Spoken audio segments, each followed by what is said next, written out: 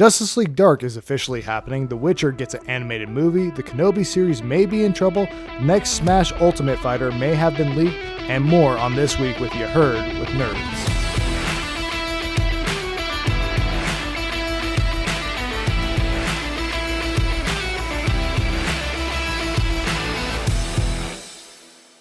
Welcome on into the podcast. I'm Brett. I'm Dorian. And thank you guys for listening. This is our weekly show, and we're going to get into some nerd news. First up, Justice League Dark movie and TV show. Now, for those of you who don't know, Dorian, can you explain what Justice League Dark is? Sure. So Justice League Dark essentially is essentially like a team of like superheroes in the DC universe that kind of have like more of a focus on like more supernatural or kind of like horror type of abilities here. So you have people like John Constantine, Zatanna, Swamp Thing, Deadman. Yep, Deadman. You know, all those guys are typically your main people that populate the roster for the Justice League Dark series. Cool. And so this news comes from Deadline, and it's going to be produced by Bad Robot, and there's no really details on it yet other than it's been revealed or hinted at that they're going to be doing this. Yeah, I mean, the only thing that we really got is that the divisions for Bad Robot, their movie and TV divisions, are going to be working on this project. So it sounds like we're both getting a movie and a TV show, which kind of seems a little weird to me because it's like... Unless it's like setting... Like, I can see the TV show kind of setting up the movie maybe.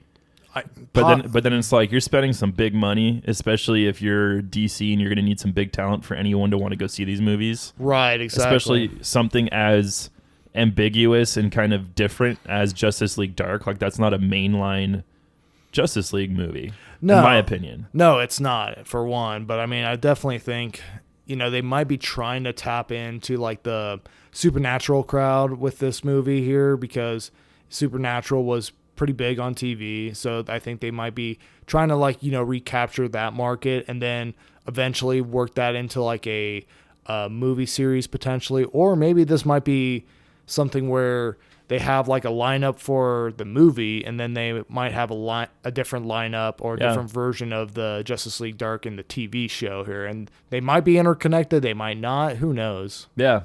And this is produced by Bad Robot, like I said before. So does this mean we're getting more J.J. Abrams? You know, there was that rumor, I want to say, like a couple months ago, that J.J. Abrams was going to be like essentially the Kevin Feige of the DC universe and all that, and he was going to partner with James Gunn in order to make that happen. So it's a possibility. I mean, you know, obviously Bad Robot is J.J. Abrams' company here, so I would not be surprised if JJ is not, you know, working with Warner Brothers because, I mean, he's not making Star Wars movies anymore, so he's got to be doing something. That's true.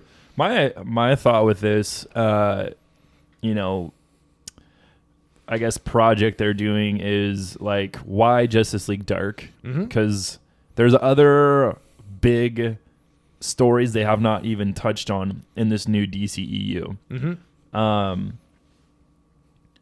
I just don't know if it's going to be successful enough for them to like warrant a TV show and a movie. And if the TV show is on like HBO Max, I don't think it's not going to do as well. No, it's not going to do as well. I mean, who knows? It probably needs to be on something like Netflix in order for it to succeed. You would think so, but I mean, who knows? I mean, it's like, I mean, yeah, it's kind of hard to say. But I will say that, do we even know if this is going to be connected to like the DCEU? Because, I mean, right now, all that's up in the air. I mean, because, like, there's, like, a lot of projects, like, you know, the Batman, that we don't even know if it's going to be connected to the DCEU officially or if it's going to be kind of more standalone-ish, like the Joker is supposed to be. Yeah, I don't know. Yeah, no, hard to say. Okay. In other news, with the success of The Witcher, we're getting an anime movie, not an animated movie, but an anime style movie made by the same production studio as Legend of Korra. Yes. Which, if you guys have not seen Legend of Korra, the art and the animation style in that is beautiful. Oh, top notch. And it's going to be heavily fighting based. And so their action is phenomenal. So I'm okay with them doing that. Yeah. I mean, is this going to be targeted at a different demographic then, or is it still going to be I think it's still going that rated R? Oh, yeah. I definitely think this is still going to be kind of a rated R project regardless here. That being said, I mean, there might be some things that might be toned down a little bit for, just for it being an animated movie potentially. But no, it's I think still supposed to be connected to the Netflix series, and just based on like the title of the movie, it's called The Nightmare of the Wolf, which, the wolf I'm assuming is referring to Geralt, and just where the Netflix show left off, I'm assuming this is probably going to take place before like the present day storyline in the main series. So I think this is going to be more geared towards like focusing on Geralt. I don't think Yennefer or Ciri is going to be there. I think this is going to be kind of like a standalone Geralt story that just kind of focuses on him and probably some monster hunting and all that. But yeah, I think this is probably something that they did because season 2 not coming till like 2021, which we don't even know if that's going to be early 2021 or late 2021. So I think this is kind of one of those things that they're doing to keep people still talking about The Witcher, keep interest maintained, and not just let it just kind of fade away as like just this one thing that came and went. Right. So, but no, I'm excited about the prospect of this happening, just because if you're having like an animation team like Studio Mirror, behind this project, obviously the animation is going to be stellar, but they also have an opportunity to really do like crazier action set pieces and scenes than they did in the show, just because with the show, in live action, you have a little bit more of a limited budget to what you can do. And just limitations in general to what the human body can do. Exactly. But I mean, like, but you can like supplement stuff like certain things with CGI potentially. Sure. But that being said, it's like, when you're creating the whole thing from the ground up, it's like you can pretty much do whatever you want. You can write the rules. So yeah, true. Yeah. Cool. Yeah, I don't know. I was kind of surprised that they're going this route, but yeah, no, I was too. I'm like, okay. I mean, if Netflix knows is like this is successful, let's get working on this right away. Mm-hmm. But I mean, I don't know how long it takes to actually put out an animated product. I mean, I can't imagine it's like a super quick process because. Well, that's what I'm saying is like if they start now, yeah, it's not coming out till 2021. Probably not. No. So I would imagine like this is probably something that they're gonna do. Maybe like either like. Maybe have it finalized by the end of the year or like the beginning of next year. That way they have like, something like to kind of supplement there not being a new season of The Witcher out. And then once as the new season's ready to be streamed, then they'll say, okay, yeah, here it is, but in the meantime, you have this animated movie about The Witcher that can kind of tide you over until then. Yeah, for sure.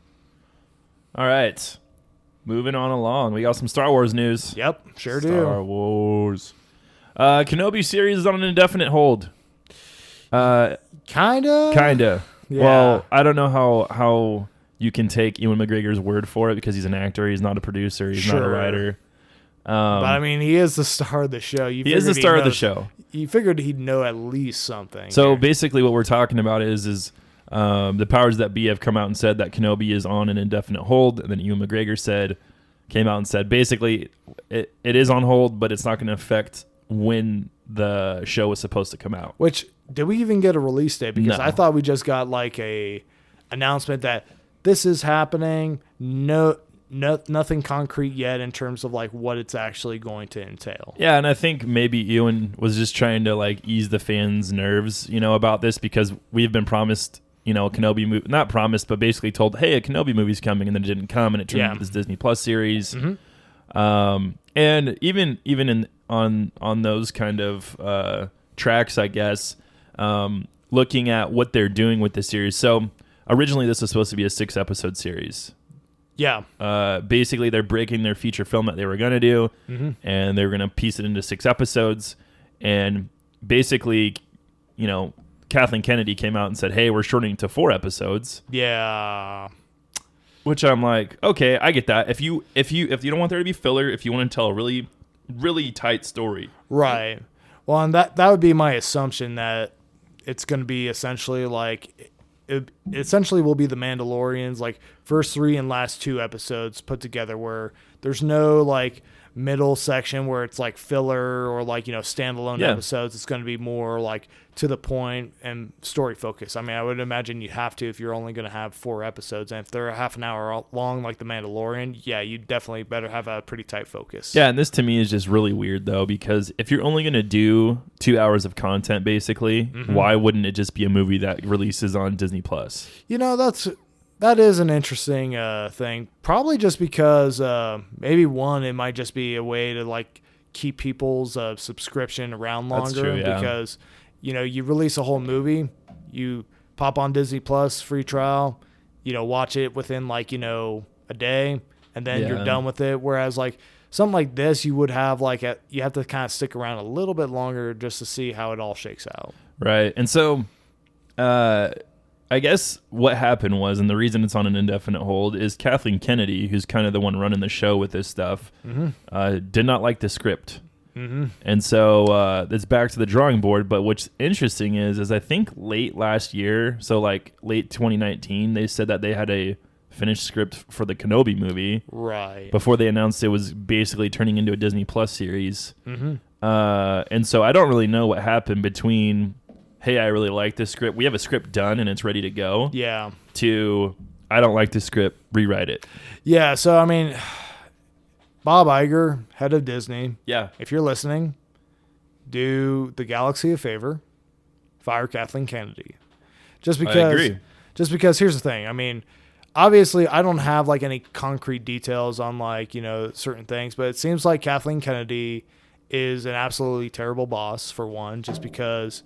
a lot of people blame Rian Johnson for Last Jedi, and I think that's a little unfair because you should probably blame Kathleen Kennedy because she's essentially the person that's overseeing everything that's happening on that front. Yeah. And it's like, yeah, how do you not look at the script for, Force Awakens and then Last Jedi and say, yeah, these two things don't really mesh together well here or something like that. So I totally blame her for that whole debacle happening.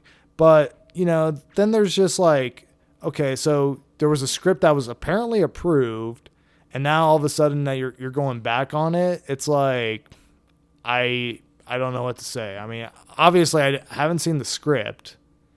Yeah. But it seems like, yeah, I don't know. It just kind of seems like it's studio meddling here, which if the rumors of the J.J. Abrams cut is to be true, I mean, Kathleen Kennedy was probably one of the main things why we got the Rise of Skywalker so fan servicey and all that. Yeah. I mean, you have to start wondering at this point, because it starts at the top down. You can't, in my opinion, yes, Rian Johnson did not create the best Star Wars movie, but it's not all on him, No. And so he there might be stipulations and statutes that really put him in a place he didn't want to be, Yeah. Kind of similar to maybe where JJ's at and why Colin Trevorrow left the project in the first place. Right. But yeah, I definitely think that this is kind of weird news coming from, Kathleen Kennedy and they're kind of just back to square one basically. Yeah, I mean, it sounds like it at least from the original report. I mean, again, Ian McGregor said that, he's, that there's really not really anything to worry about. They just, essentially just delayed filming from August to January of next year. But I mean, that's pretty significant, though. No, that is significant. I mean, what I'm kind of wondering is whether or not Ian McGregor had a different project or a scheduling conflict or something like that. It could have been because that too. He's actually been starring in quite a few movies. He's in Birds of Prey. He's the bad guy. He's in Birds of Prey. He was also or the good guy. I don't really know. Oh, he's Black Mask. He's a bad guy. Yeah. I mean, if they are going with traditional comic book, role for Black Mask, he's a bad guy. But yeah, so I mean, I don't know, no idea. And then kind of continuing the Star Wars front.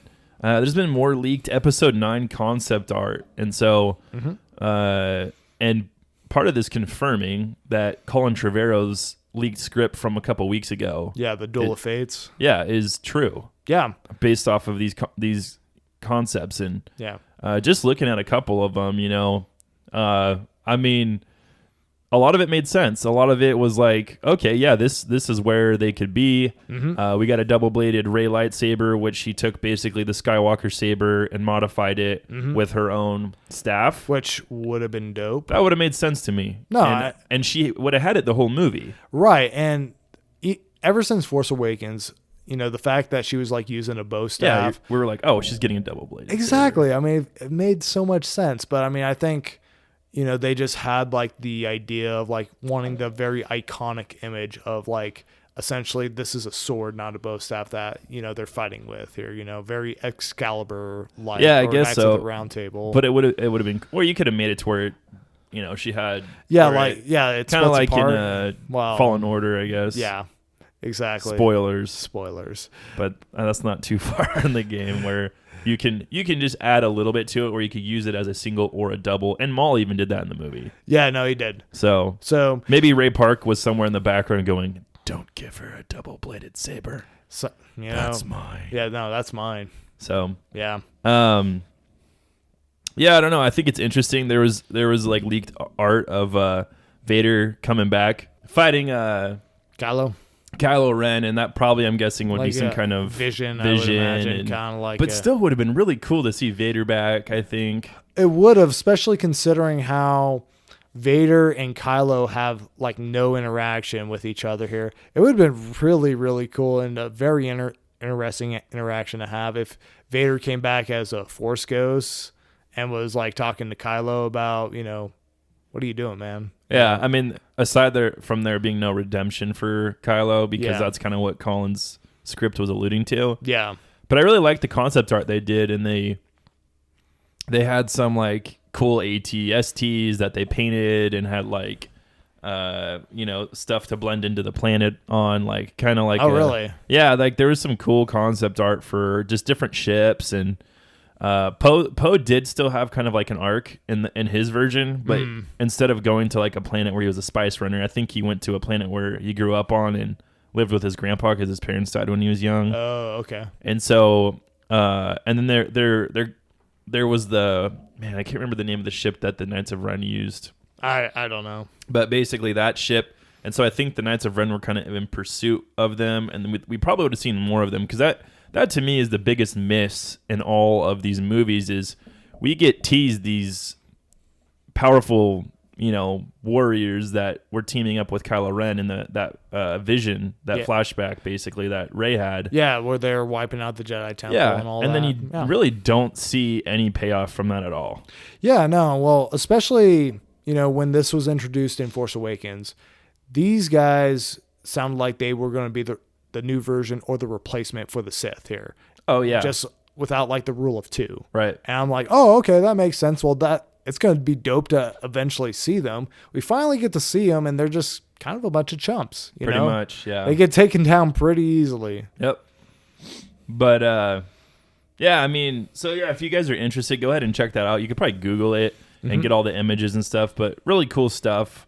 I mean, there's really nothing we can do about it except for talk about it, I guess, and see what could have been. But Rey's attire is also really reminiscent that of Luke in Return of the Jedi. She has kind of that black, really, yeah, with like the folded over lapel thing, almost like. Yeah, I mean, definitely reminiscent of Luke. I mean, Rey's attire, like just from the get go, was already very Jedi inspired, I feel like. I mean, Luke inspired specifically, even. I guess even Anakin, because he was on a desert planet too. Yeah, Anakin inspired, but like, just kind of like the color scheme and like, just kind of like how there's like different layers of the fabric and all that. Oh, I see what you're saying. Yeah. Kind of like how Obi-Wan's was like in the prequels and all of that. Yeah. Totally. Yep.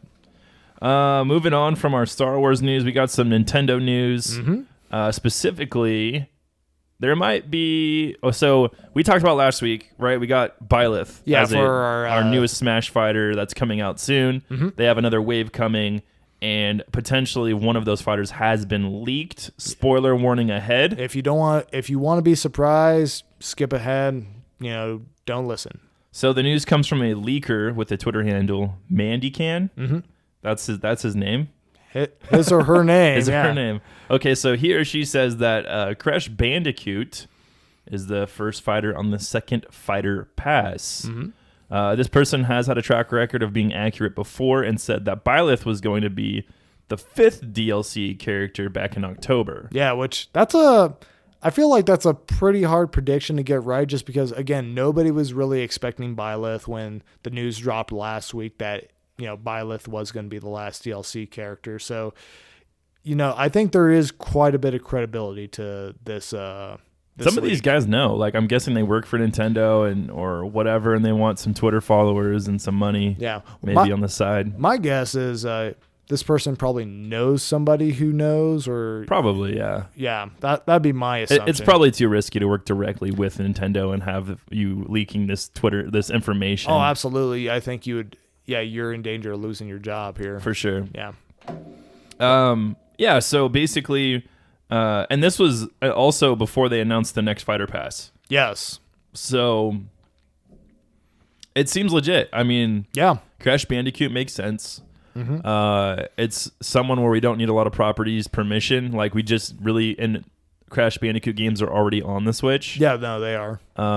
It's no longer like exclusively owned by PlayStation here, so they have a little bit more freedom to like put them on different platforms, different projects. But I mean, he is technically, or I think in most people's minds, considered a PlayStation 1 era for sure mascot. Yeah, and this doesn't really excite me. Like I'm like, oh, this is okay. Yeah, well, I mean, the thing is like, I am not really that hyped for Crash Bandicoot just because I've never really played any of the games or at all. I played some of them, yeah. Yeah. But, I mean, it is one of those things where it's like, when you have like something new outside of like Nintendo's scope that is being represented, it's just kind of a cool thing, and it just kind of, makes it just kind of makes you wonder like, how far how many people or how far are they willing to go in order to like, get a, so-and-so in Smash Bros. Here, right.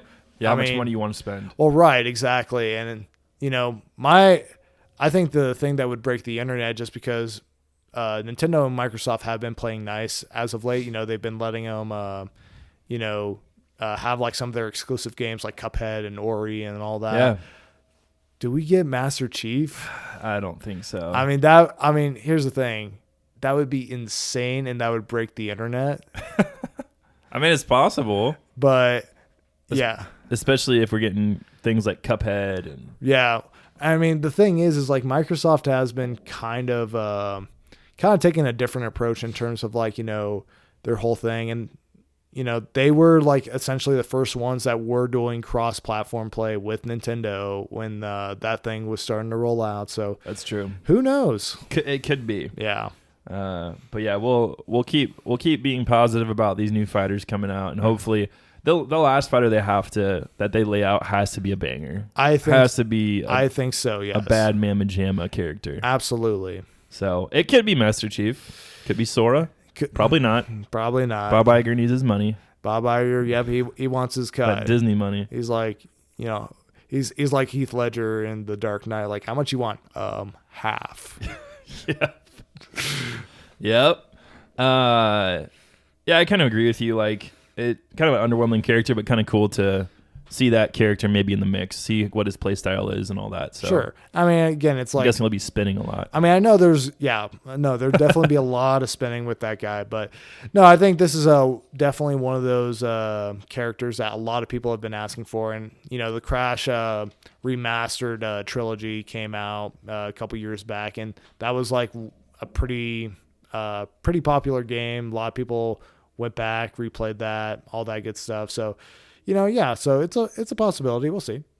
Yeah, for sure. Yeah. And so I guess that's mostly it for kind of our gaming. I mean, other than literally every game got delayed this week, it felt like. There was, this week and last week we had but just a bunch of game delays. Like Cyberpunk got delayed, Avengers got delayed, Final Fantasy VII got delayed, Iron Man VR got delayed. I think there might have been one more that I'm. There not was like thinking one of. or two this week where I was like, "What is going on?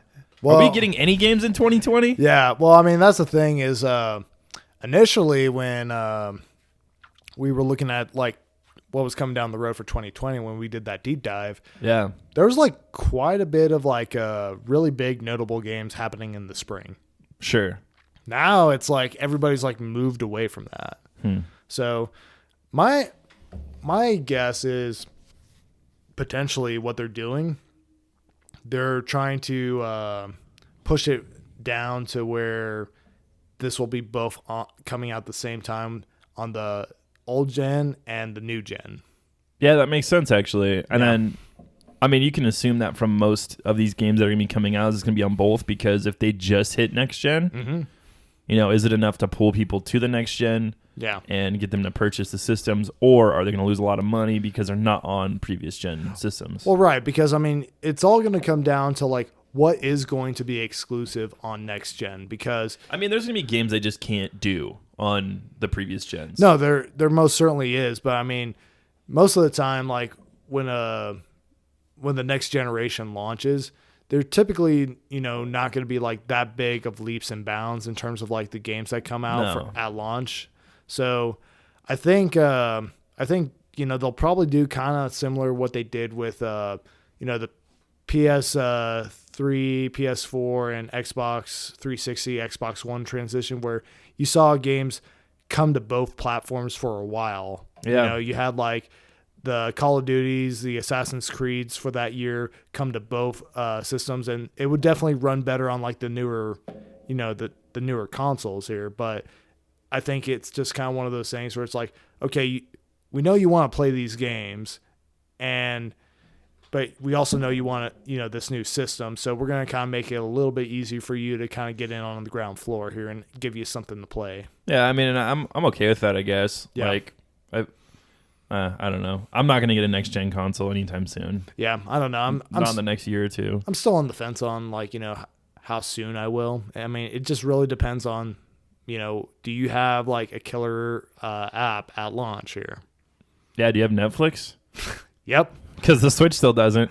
Yep, no, it sure doesn't. Well, and that's another rumor that they keep talking about is like the Switch Pro. We'll see what happens, but I mean, this next gen looks, somewhat promising. It's turning into PCs. Like, I would probably, honestly, and I would not buy an Xbox. Mm-hmm. I would just get a PC. I mean, at this point, honestly, if you can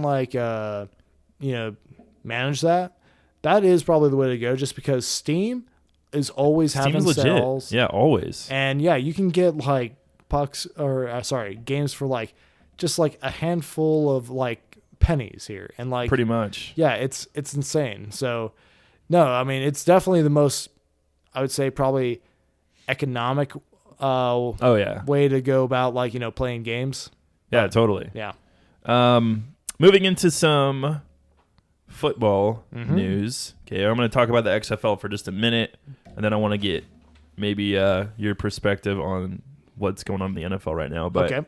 I'm not going to be talking about the rosters this week just because there's some news that came out of their final rosters, their 52-man rosters, which typically throughout the preseason of the NFL, they're cutting down to the 52-man roster for the actual season to start. And so the XFL will be doing the same. Actually, I think it's when this podcast comes out is when the rosters go live. And January 27th. And so I'll be covering that specifically probably for the Seattle Dragons and taking a look at them just because that's my team.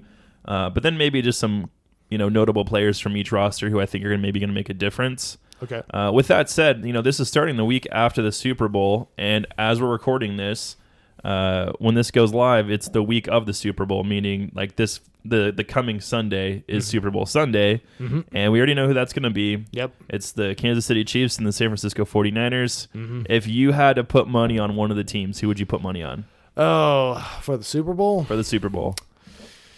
It's tough just because I haven't really followed either one of those teams or just football in general this year. Oh, gosh, I don't know. maybe Kansas City. Yeah, I'm with you. The only reason I say that, I mean, here's the deal. So I'm a Packer fan. We got our butts kicked by the San Francisco 49ers. How bad it? How bad? I don't want to talk about it. Okay, fair enough. I'm just kidding. Basically, I'll put it in these terms.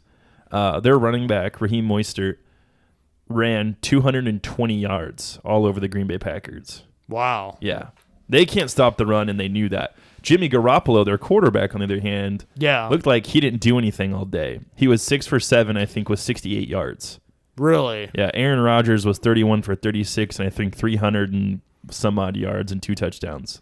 I don't think they're going to be able to attack the ball in the run game as much as they are, so Jimmy Garoppolo will have to do something, and I think if that happens, if you matched up Jimmy Garoppolo versus Patrick Mahomes is going to win every time. Well, now, how is Kansas City's defense? They're pretty good. Yeah, they're not. I don't think they're to the level of San Francisco. Okay. But I think Patrick Mahomes is a big enough weapon for the San Francisco defense to be a little bit of trouble. Yeah, because I remember, especially if Seattle can contend with San Francisco's D. Yeah, because I remember a while back, like I think it was like maybe a year or two.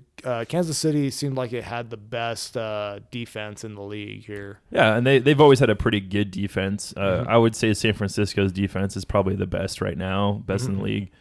But yeah, I mean, I got Kansas City as well, so we'll see what happens. That'll be fun. But then, the XFL is happening, which is going to be in and of itself a whole different thing, and I'm excited for people like you even who have given up on the NFL to... Yeah, see if this is something that grabs my attention or something like that. Totally. Yeah. Yeah. No, I mean, it definitely does have my attention here, at least, starting out. I mean, I'll have to kind of see how, what the quality of the games is going to be and, like, if there's how much they're changing, like, the rule set and all that. And, I do like the idea that they are making games quicker because that is one complaint I do have about the NFL is just...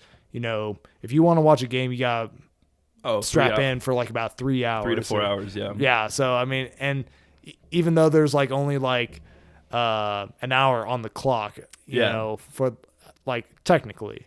But, yeah, so, I mean, if they can like speed that up to like, maybe a 2 hour mark or something like that. They're aiming for like 2 hours, 30 minutes, 2 hours, 45 minutes. Yeah, I mean, I feel like that's definitely reasonable here. Yeah, we'll see how that plays out come the season. But, yeah, looking forward to it. Yeah. Well, that's it for our nerd news. We're going to take a quick break, and we'll be back with our roundtable review.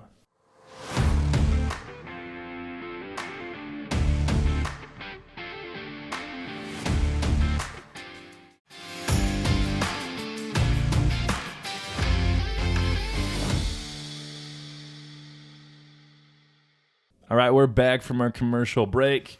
Now we're heading into our roundtable review. Dorian, take it away. All right, so first up we have the Star Wars Clone Wars trailers for Season 7. Yep. Final season of the Clone Wars. Yeah. So, Brett, what did you think? I thought it looked good. Now, like, really good. Like, I think the animation took a step up also. We kind of got a glimpse of that, but we got a longer glimpse of that. And it really looks like we're getting a couple different perspectives on really what happened in episode 3. Yes, no, it definitely seems like there is some overlap in episode 3 on this one. And so, we get a couple of, key moments within episode 3, especially the battles and whatnot. And based off the trailer, that looks like there could be some plot holes. Like there's certain scenes where it's like the Jedi Council and they're talking about, when Mace is like, I sense a plot to destroy the Jedi, basically, and Obi-Wan's listening to it. Yeah. And in that point, I think Obi-Wan's on Geonosis.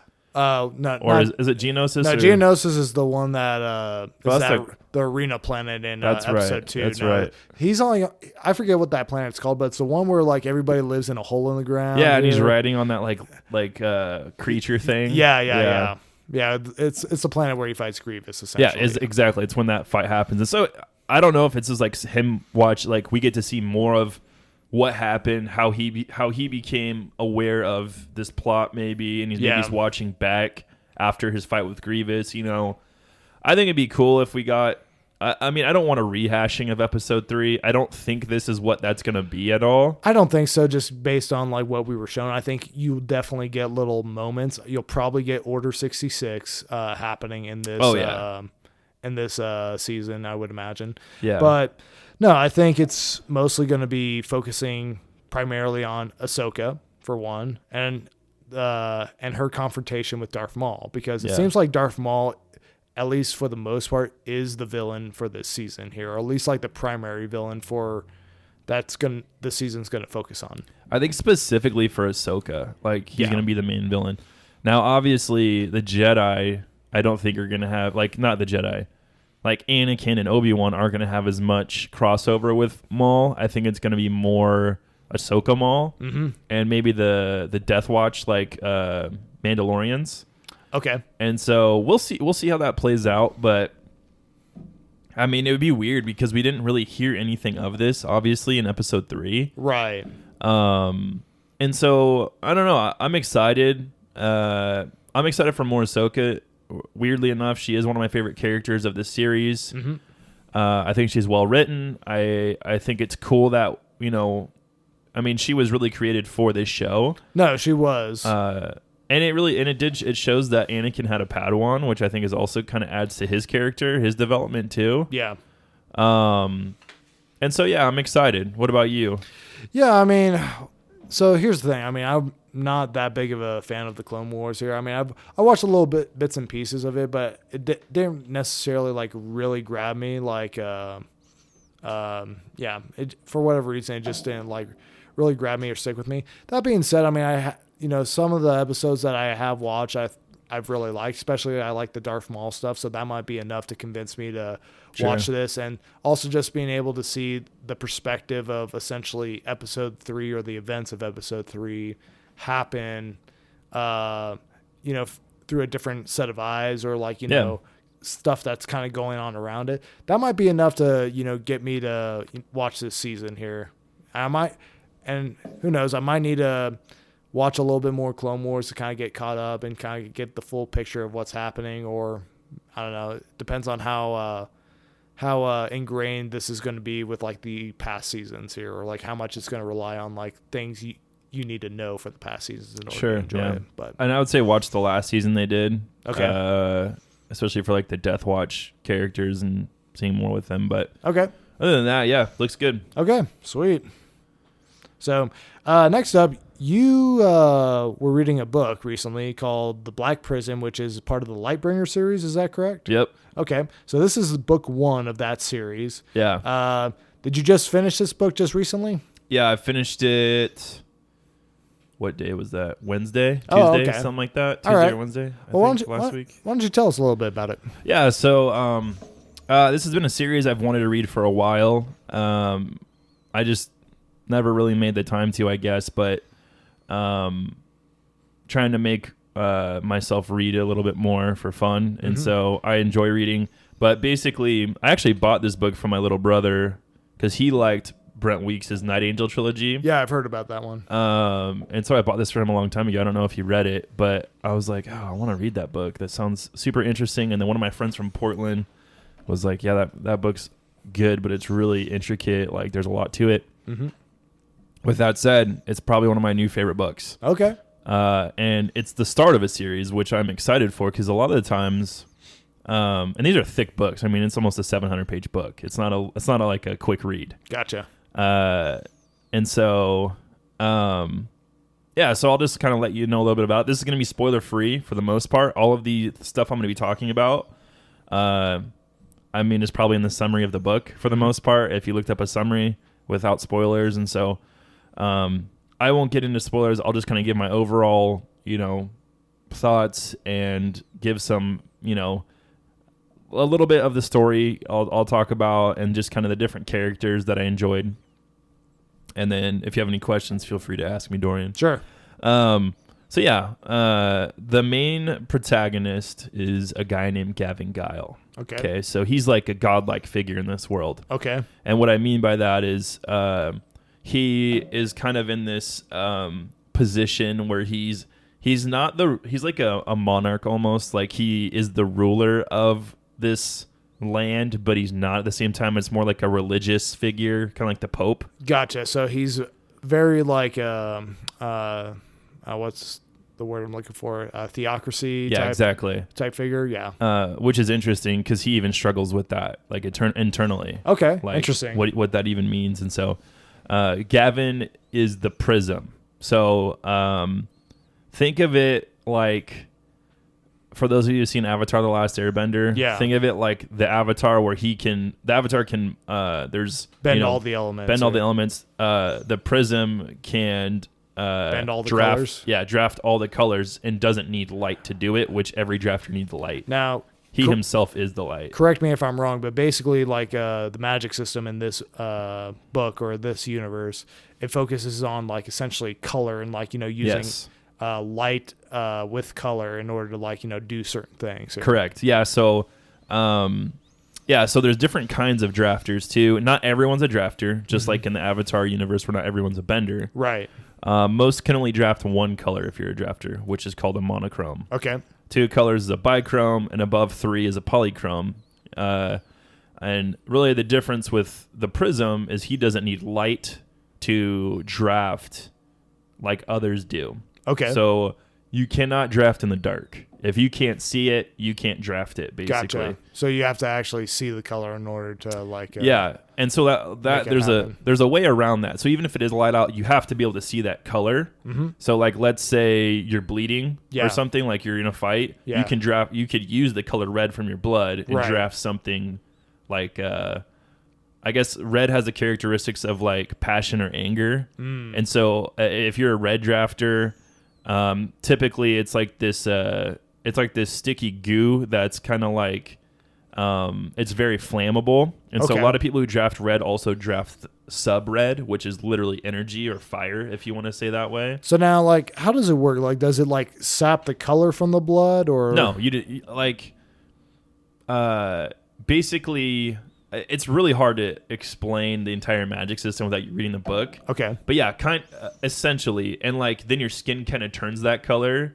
When you see that color, you're not stealing that color from that thing. Okay. But you're using the color, and you're creating something called luxin, which is like the physical manifestation of whatever you're trying to draft. Okay, so you're not necessarily like, it's not draining like the object or the thing of color, but it's like it's using that color. It's essentially like hooking It's like hooking. Think of it as like reflecting it. Yeah, you're reflecting the color into something. And you use it. It's heavily uses willpower, and there's a draw on the person's emotions, and so every color of drafting. So if you go through the rainbow, there's sub red, there's red, there's green, there's blue, there's yellow, there's violet, and then there's super violet. And super violet's invisible for the most part, just like the rays are. So there's super violet drafting, and each of them can kind of do their own thing, like. And they're like I said, they're tied to emotion and almost a personality, like character trait. So basically, like what you use, it will like affect like your mental health. Your mental health. Okay, gotcha. Your faculties, if you will. Okay. But yeah, it's incredibly intricate, but it's really cool and makes for like a really cool like fighting. But just even like like there's like a couple scenes where Gavin makes a skimmer, like a boat. And he makes it out of blue luxin because blue is very sturdy. Okay. And people who are usually blue drafters are very like you would be a blue drafter because you're very logical, kind of methodical, like things make sense, like concrete and like how you think, what you believe type of thing. Gotcha. Okay. And so there's a lot that really ties into this. And so and if you draft too much, you can go literally insane and you turn into something called a color white. Which are basically like these big, basically like kind of a monster, basically, if you think about it that way. Gotcha. Interesting. Yeah. So, and so it I don't know, like the magic system's super cool. The way the fighting happens, like, people are drafting, their color, they're throwing magic at like, so like think of it if you're like a green drafter, let's say. Yeah. And you're drafting like a spear, and you're just like shooting these like missiles or spears at people. Like, basically what and it has to do with like your imagination too. So if you can like imagine it, Like you could draft it kind of similar like a Green Lantern. Yeah, almost. no, that's what I was gonna ask you. So is it basically like when you steal the color, or when you reflect the color and like draw upon the color's power and all that? Like, are you essentially like just shaping objects like based off of your imagination with each color, or is that like only certain colors that you can actually do that with? Okay, so like blue is typically like used to shape because it's really sturdy. Right, structures or like something. Yeah, or like weapons. Okay. Armor. Well, green's more armor because green has a little bit more give. Green is more flexible. I guess kind of like think of it like a tree like. If that makes sense, like kind of, yeah. It has a little bit of give, enough where you could probably be a little bit mobile, And almost like leather too. More light. Yeah, and a lot of drafters use it. Well, they'll draft like, they'll draft green in like their feet, so they have a little bit more spring. Okay, like they could jump farther. Gotcha. Yeah, there's a lot of. It's just crazy what they think of in this like. How they use the magic. It's really interesting. Yeah. I mean, I'm always down for like creative use of powers here and stuff like that. If you're interested in that, you need to check this book out because it does a really good job of. And like the story's captivating. Okay.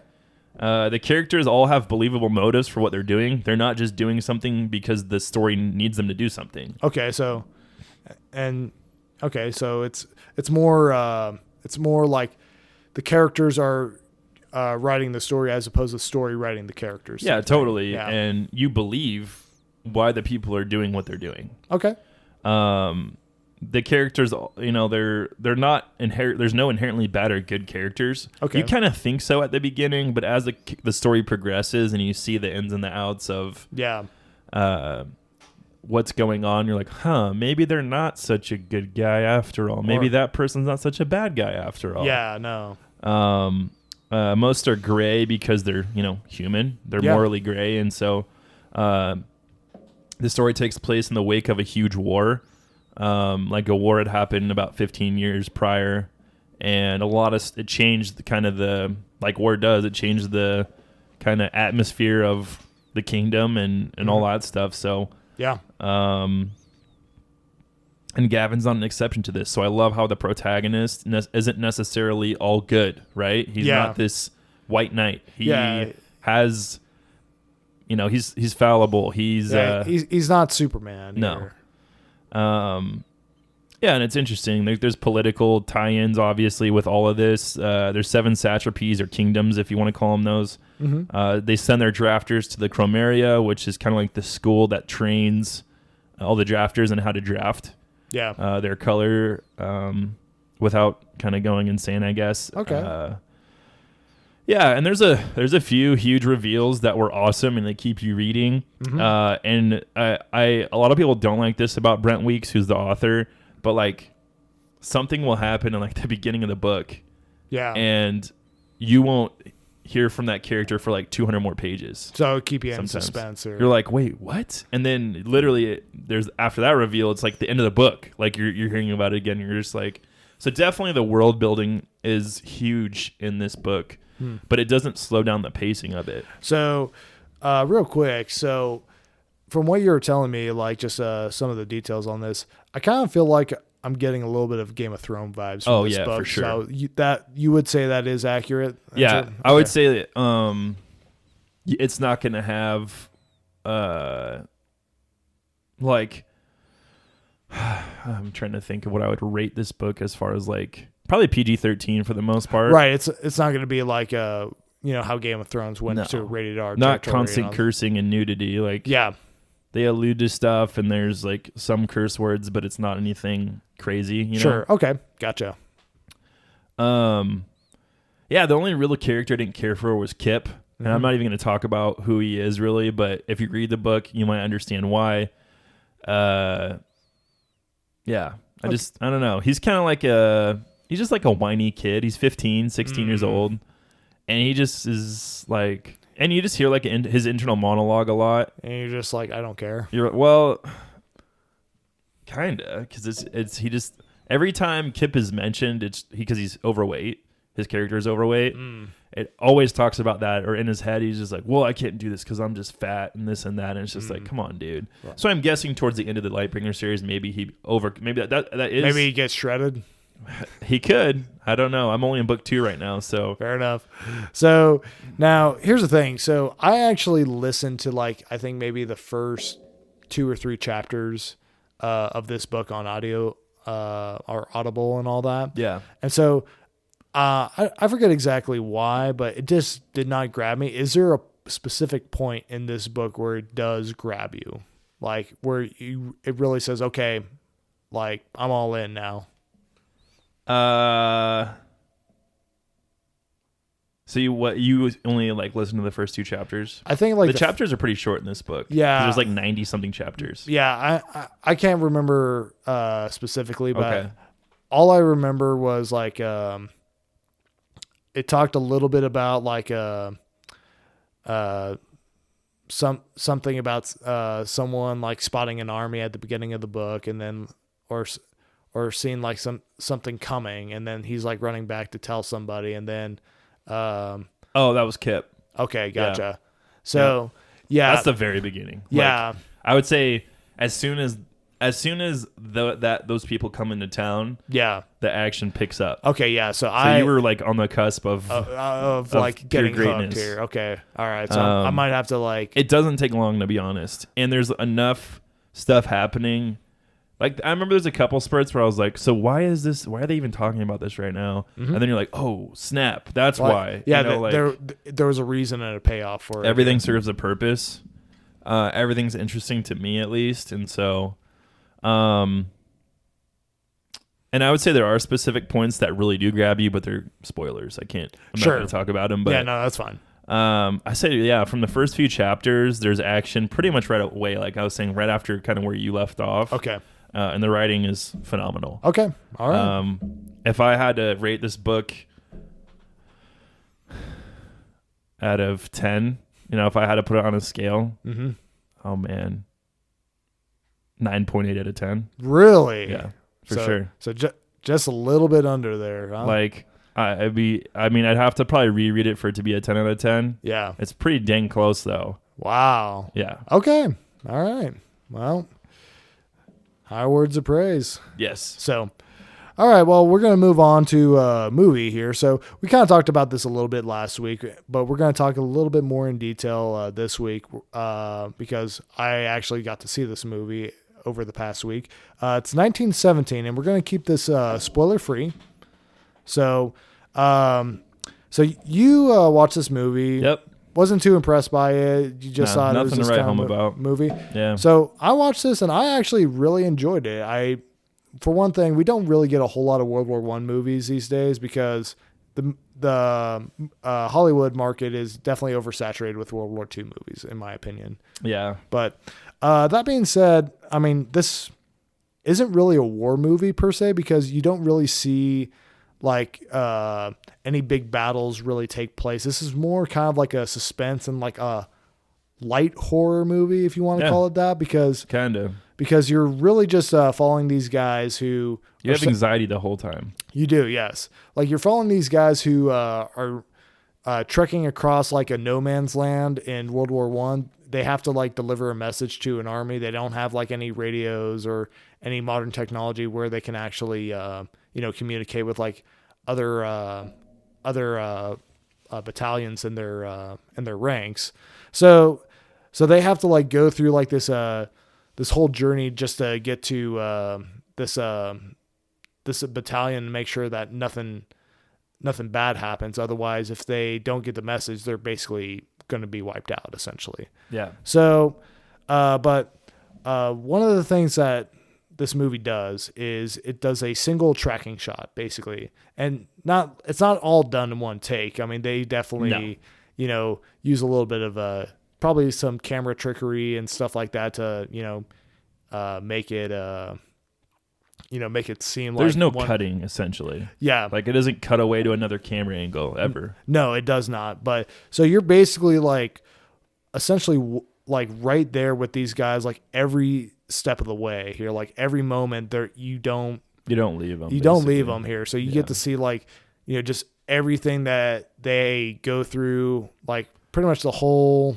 enchilada. Yeah. So, and honestly, like, I wouldn't mind if they did this in some more movies here, just because, I mean, obviously you can't do this for every type of movie. Like, you can't do this in, like, say, Rise of Skywalker or something like that. It just wouldn't work. But, certain movies that I think if they have a story that lends itself to that, I wouldn't mind seeing something similar like this happening. Sure. But, I think the biggest complaint I have, the German troops in this movie have, like, absolutely horrendous aim, like worse than stormtroopers. It's pretty dang bad. No, there was times where I'm like, how did you not land that shot? Helen Keller could have landed that shot. Well, I don't know. I just really did not think the movie was anything special at all. I thought the movie was at best average. Okay. And I mean low average. Like, I'd probably give this movie a 6 out of 10. Really? Yeah. The dialogue's stale, in my opinion. The action's 100% lacking. Yeah, I mean, there isn't like a. There's no action. Okay, I don't want to spoil, but they're running essentially the whole time. There's not like any. No, there's not like any actual fight or anything like that. It's like they're running, which is fine. But I was just like, the way they marketed the movie, I think completely misleads the audience. Okay. So I was like disappointed in that. Yeah, I didn't really see too much marketing for this movie in terms of like what it was doing and all that. So I mean, there was a trailer literally every week. Me and my wife usually go on Tuesdays to the movies. Okay. Every week there'd be a trailer for this. Okay, gotcha. And it's like it sets it up as some big epic, and it's not. Yeah, which I mean, here's the thing: like a one take, like battle scene that would have been insane here for one. And who knows, we might like in The Protector.